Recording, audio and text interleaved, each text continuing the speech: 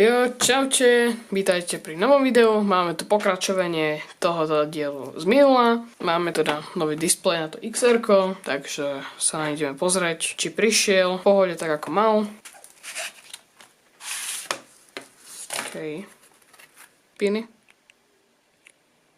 Takže ja tu mám aj to XR-ko z minula, máme tu to XR-ko, yes, takže musíme nastavať toto a dať to sem. Dobre, tak poďme rovno na to.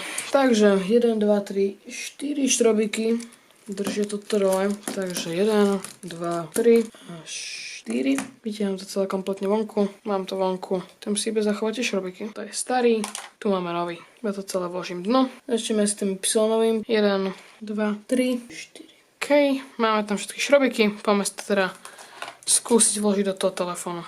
Musíme Protective Film, konektor 1, konektor 2, konektor 3. OK, netuším, musíme dať na nabíjačku. Idem skúsiť. OK, telefon funguje, takže si ho poďme iba rýchlo zatvoriť.